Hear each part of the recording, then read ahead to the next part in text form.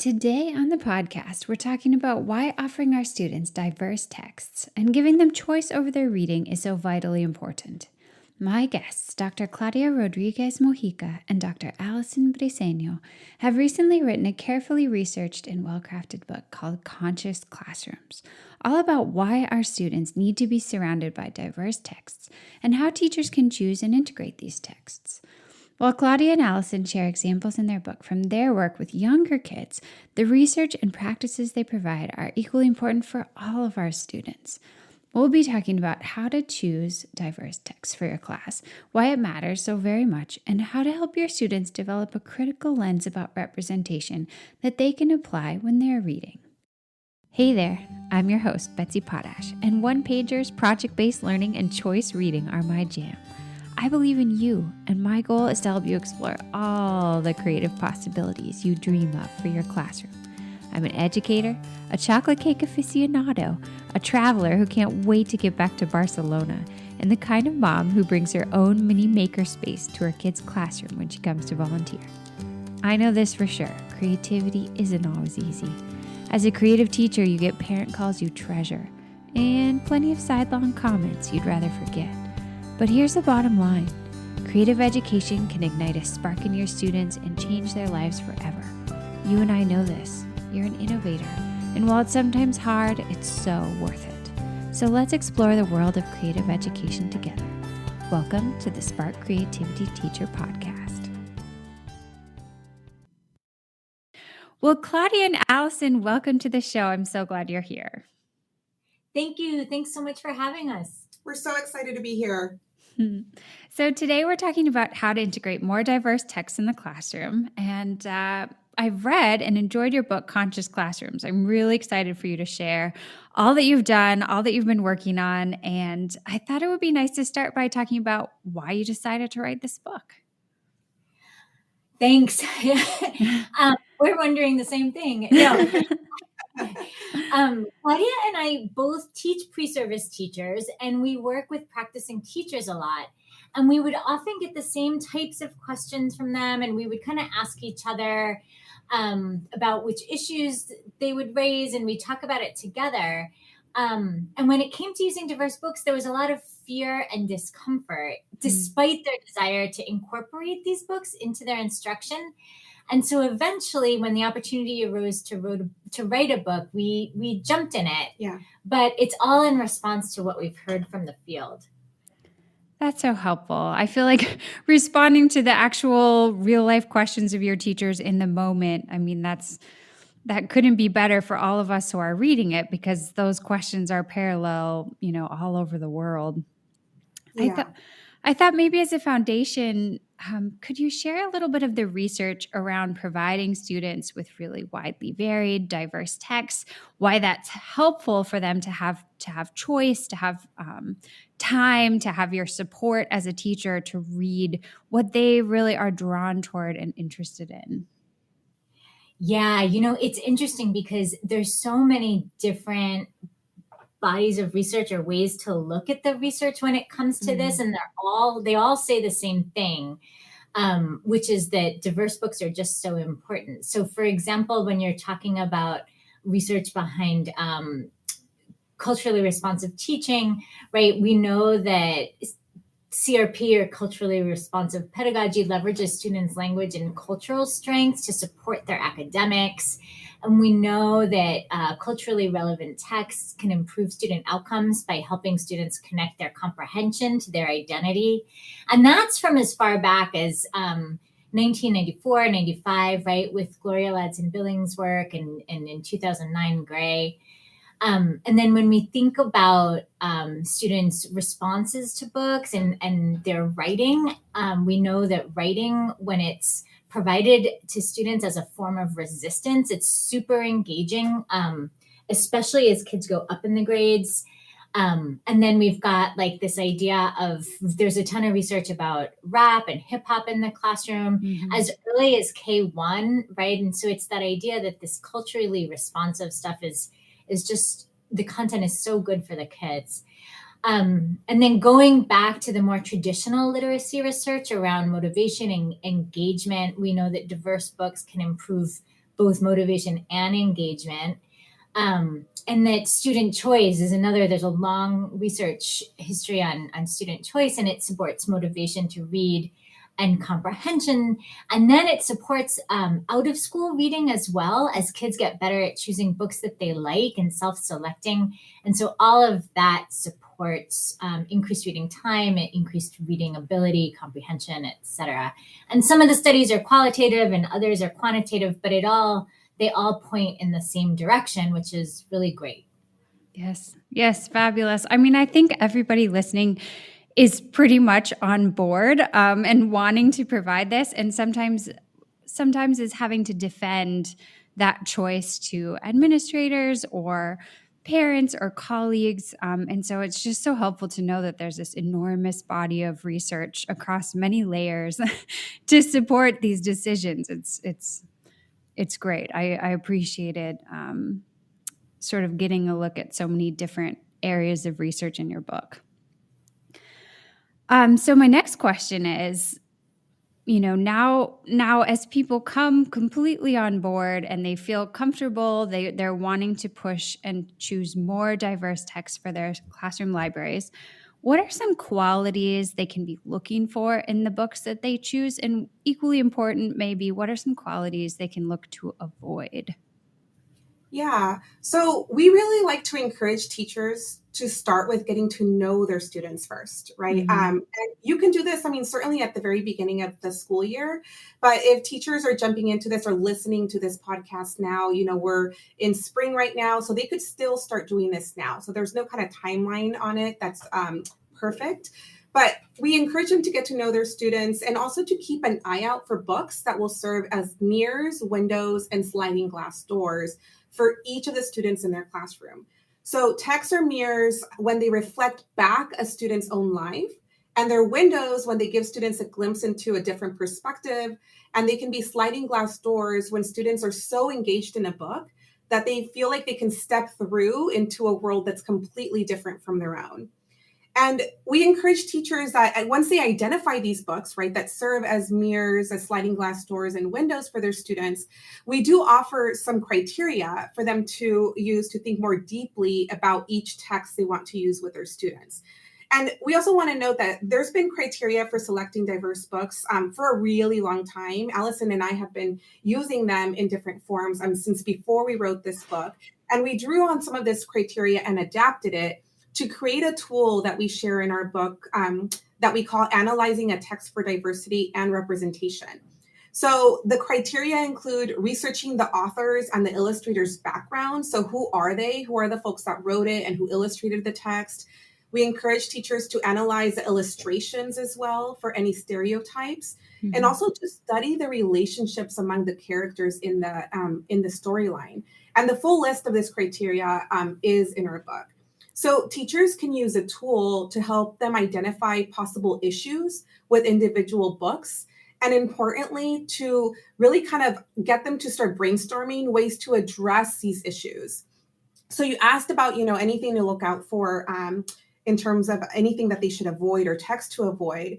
And in our book, we encourage teachers to work through any of these issues. We're not telling them, avoid this text or blacklist texts of any kind. We really hope that teachers will be aware of possible issues with different texts through using the tool.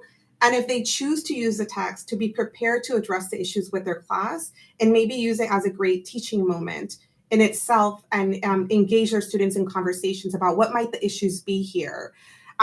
So we don't, again, I want to kind of say that again, that we're not telling teachers in the book at all, avoid this text or avoid texts that do this. Right. We can use it as a learning opportunity. And we hope teachers will feel supported to be able to do that throughout our book.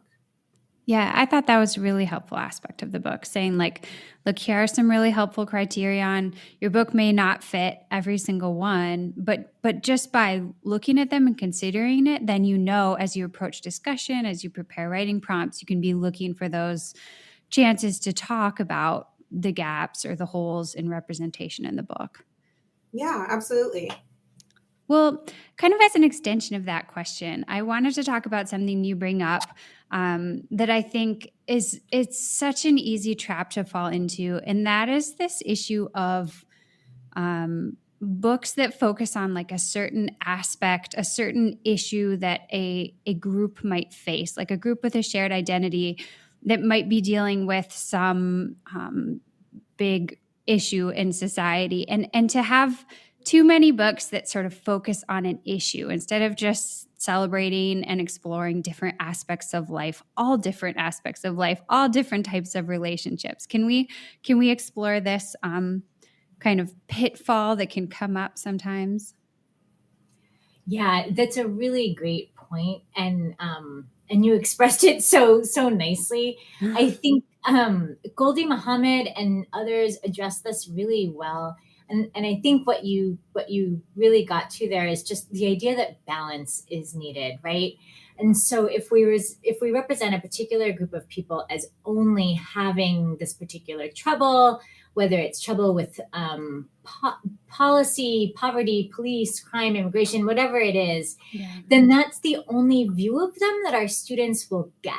And so we want to make sure that that's balanced with joy, as Goldie Muhammad says, with the beautiful aspects of their lives, their experiences, their languages, their cultures. And so we want to make sure that we're using books across the spectrum, like from representation where you just have a particular child who's having some kind of day and it's got nothing to do with their race or culture necessarily, right?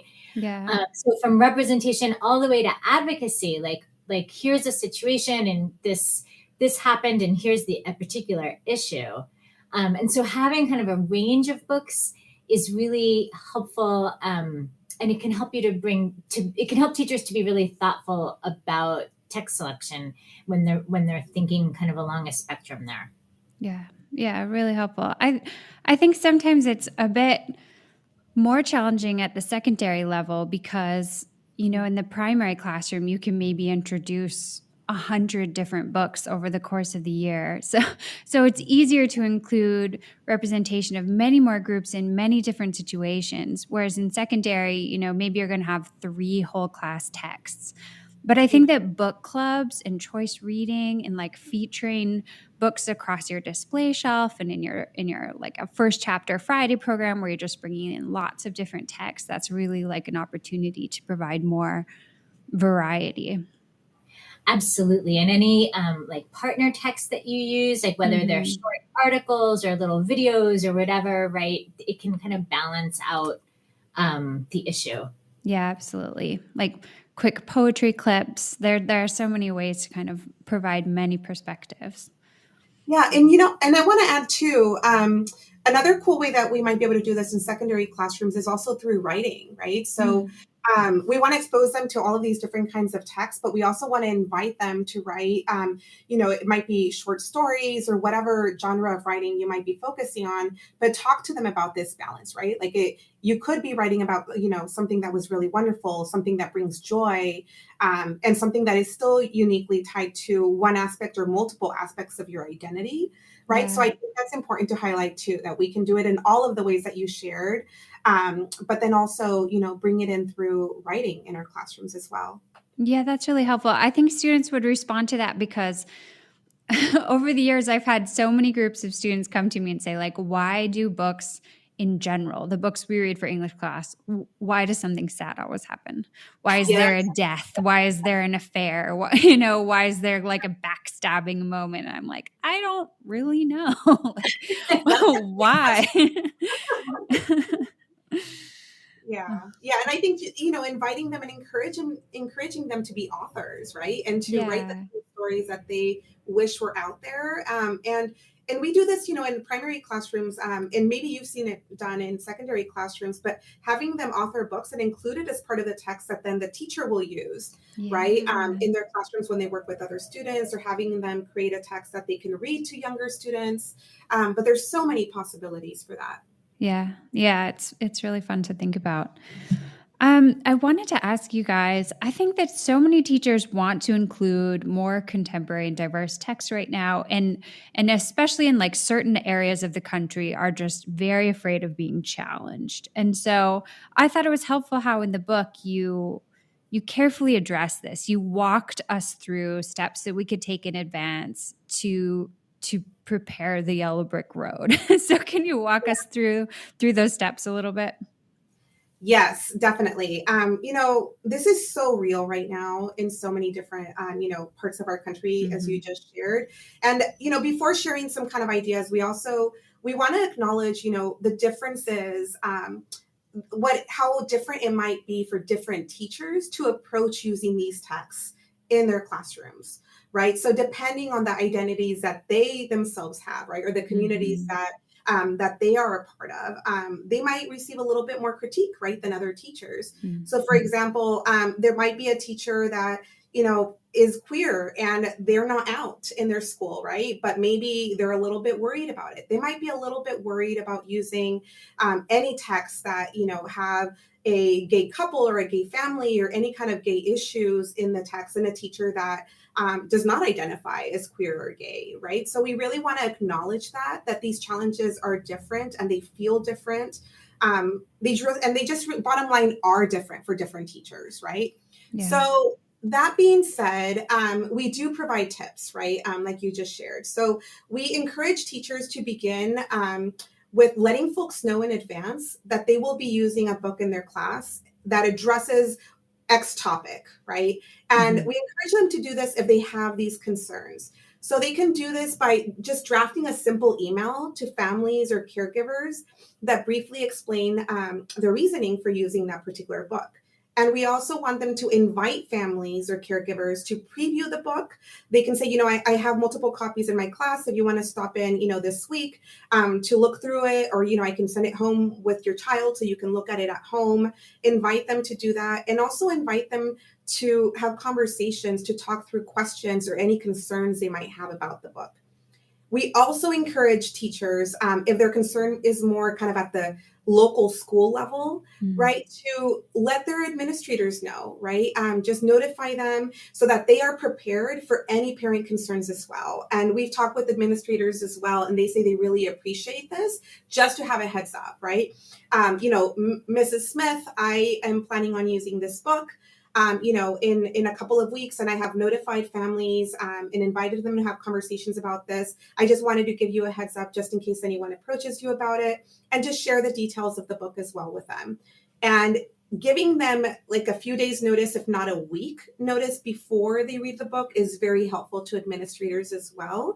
And in our book, we actually share sample emails, like the language that teachers can use to send these emails to caregivers or to send these emails to their administrators, that hopefully will, help them feel a little more comfortable with using these texts and addressing this concern of, am I going to get pushback for doing this? Is just a way to kind of cover their bases and just really open it up for conversation. Yeah, super helpful. I wanted to move from here and make like a little bit of a shift. The beginning of the show is kind of all about selecting the diverse text, rolling out the diverse text. Now let's sort of fast forward a little bit to we're in the middle of a unit with the text that we've chosen. How can we help our students to build that critical lens in seeing how the perspectives of different diverse groups are represented or not represented in the book that you're reading? I'm really interested to hear what types of discussion questions, writing prompts, regular practices that teachers can just kind of have in mind so that they can take it to the next step, right? Because it's one thing to have these texts. It's another thing to really help students to understand what they're seeing. Yeah, no, that's so important. And I love that you addressed like represented and not represented, because I think it's a tricky thing to get kids to look for who's not there or whose voice is silenced, right? So I appreciate that. But yeah, so I kind of, in my head, I think about this in two steps. And the first step, for some reason, I think about it as the even before work, right? What you have to do before getting started, like making sure you have norms in the classrooms for respect, teaching kids expectations for how to work in small groups in respectful ways. Maybe if you set up book clubs, what that should look like. Whatever instructional strategies you use, just kind of get those routines in place for discussion, for respectful discussions. And then developing those relationships with kids and families is super, super helpful, especially if families do have questions, right? They can come to you instead of going directly to the administrator. And then defining important vocabulary that's really important for the class to have a shared language. So things like stereotypes, racism, tokenism, like what do these things really mean so that we can talk about them in a meaningful way? And then like Claudia was just talking about, really making sure you connect with administrators and colleagues about the fact that you're going to use texts that might be considered controversial, and families, of course, as well. And then, so once you've kind of got those norms and routines set up, you can, there's actually what I laughed when I saw this question, because this was kind of a big place of where the book initially came from, was like, what are the sentence stems that we use? And so the book has a bunch of example sentence stems using respectful language, specifically to build criticality. So things like teaching kids to recognize stereotypes and power structures in books, who's helping who has the power or control and who doesn't, right? And so there are sentence stems that set that up. And then teaching kids really explicitly that there are different ways to connect to books and different reasons for doing so. There's sentence stems for that as well. Like, something as simple as, this was a mirror book for me because whatever, right? And obviously there's a lot more complexity that can build to. And then the thing that I've been really excited about, and I've been dying to get into a classroom and see them in action, and I just haven't had a chance in the last couple of months, but we have these new justice-oriented book club roles, and they're the community connector, representation rep, perspective taker, and stereotype seeker, right? So instead of being the class summarizer or the group summarizer, you're making connections to the community, to recent events, or you're looking for representation and power dynamics in the text. And so we're really excited for that. And I guess just overall, we want kids to be able to look for and recognize patterns of power, and when groups are marginalized and silenced, and we want them to be able to do that in books and in life, right? And so if we can get them to start noticing that, we're hoping that they'll be able to apply it to the real world. Yeah. Yeah. Lovely. The literature circles roles, I'm really intrigued by, and I feel like I could imagine them as like large posters on the wall too, just as something to kind of remind kids during any discussion, whether it's literature circles or just a class discussion, that they can be thinking from that perspective. Love it. Yeah, absolutely. And, and it's sometimes helpful too. And I know time is always such an issue, right, in teaching, that we never have enough time to cover, do all of the things that we want to do.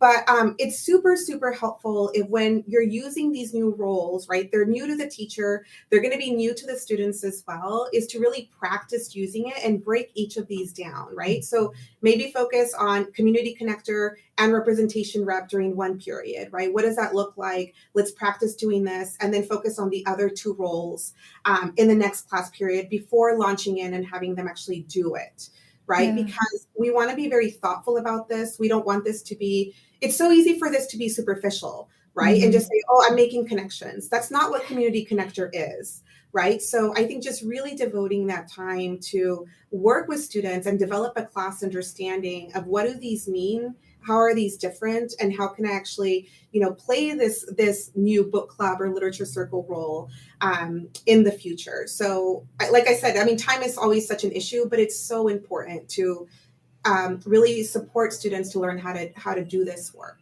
Yeah. Yeah. I want to throw you guys a quick curveball. This question has just sort of been on my mind as we've been talking. And I think I've seen a lot of teachers post, like in my Facebook group, we're about to read this text and I have a family that's saying they don't want their child to read it and I need to provide an alternative.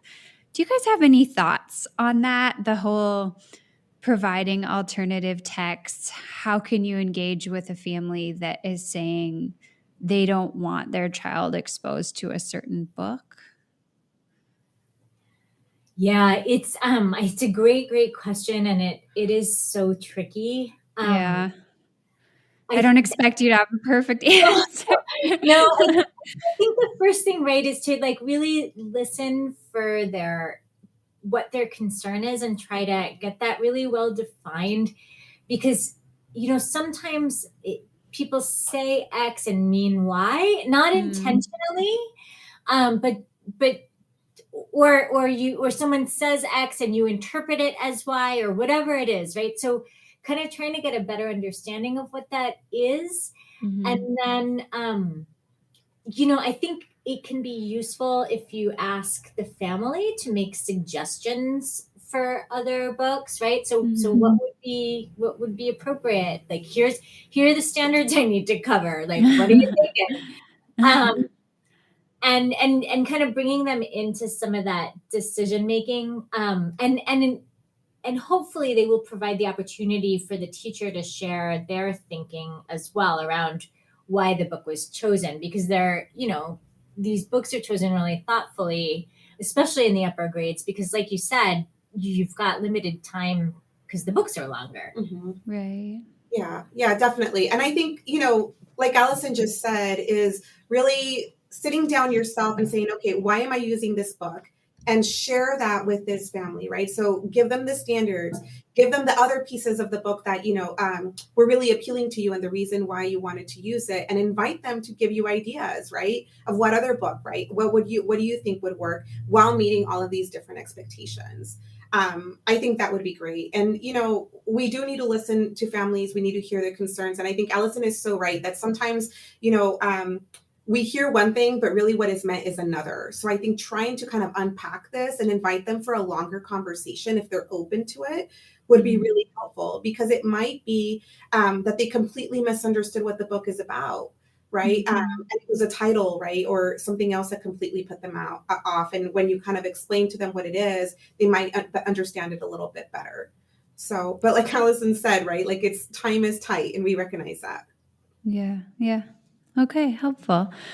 Well, as we wrap this up, I wanted to ask each of you, Claudia and Allison, for some of your favorite titles for the classroom, whether it's for the choice reading shelf or full text for the entire class.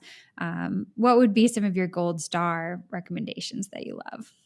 Yeah, we love talking about books, especially I Me too. love adult literature. So we do have some recommendations. So I have some of my top three, and it was really hard to even get to these top three, right? But I will share them. So one of them that I read, I think it was like last year, is by Kaysen Callender, and it's Felix Ever After. And the novel is about a transgender teen falling in love for the first time and working through who he is.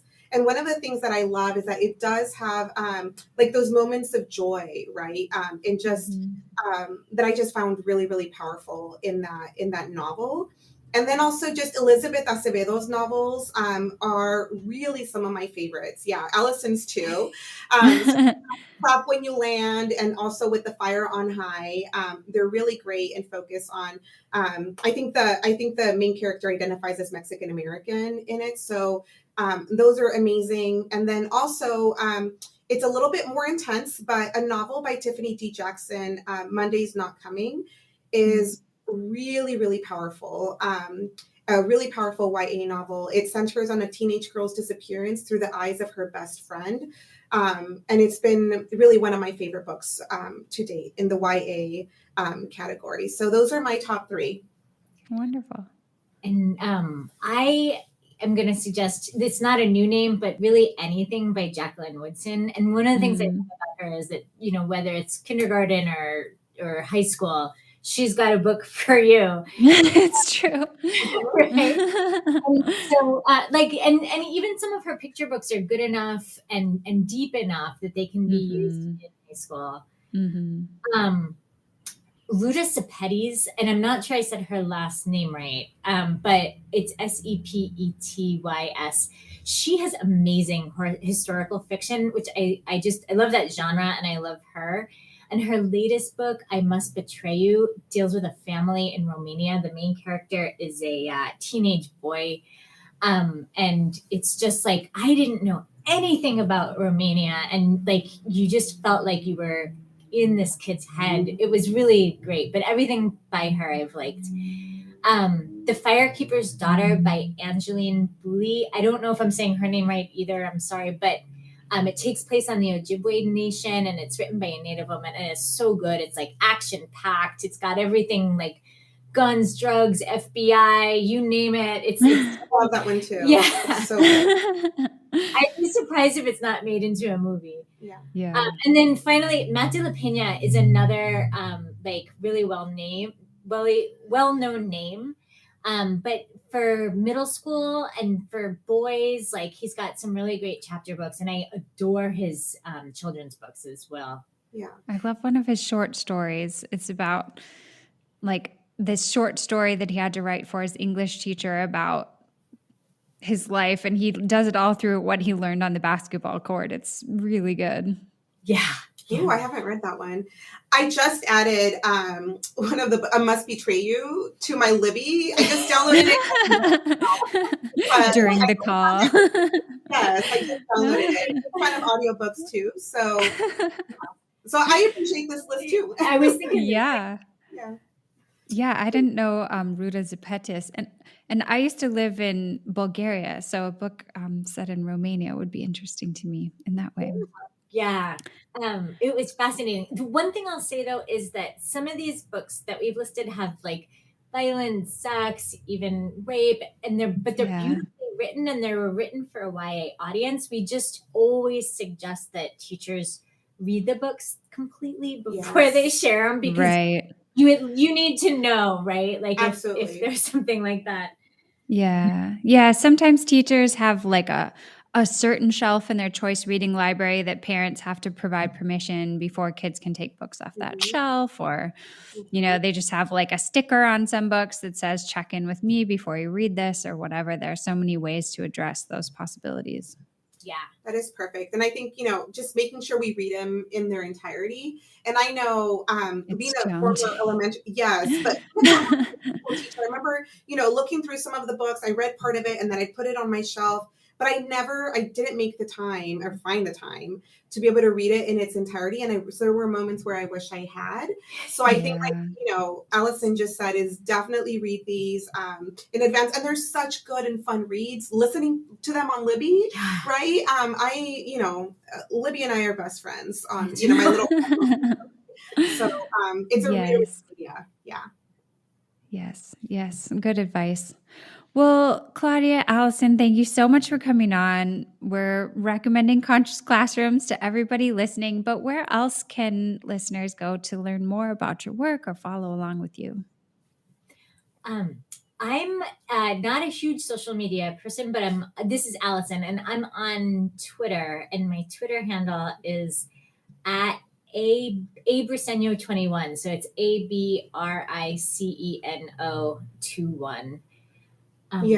And I, maybe like some of your listeners, I am on like Instagram and Facebook, but I don't post. So I'm like, I don't know. Nowhere. Read the book. So I don't have, and I have a Twitter handle, but I can't even remember it. That tells you how much I'm right. But you can definitely, like Google us, find our, faculty pages. And I will make a better effort though of like using some of this social media to advertise any presentations we have coming up as well. So, and we, and our emails I think are, a great way to be able to get in touch with us as well. So for me, I'll share my email. I'm at Santa Clara University. So I'll put it in the show notes. You don't have to try to spell it out. I'm not going to. Yes. But email is a great way to be able to reach out to us as well. Yes, totally. Perfect. Okay. Well, thank you so very much. Yes, thank you. We really appreciate it. Thanks so much for joining us today. As usual, you can head to the show notes to dig deeper and to my website at nowsparkcreativity.com to find free creative resources to help you get started with choice reading and much more. Until next time, take care of yourself and stay creative.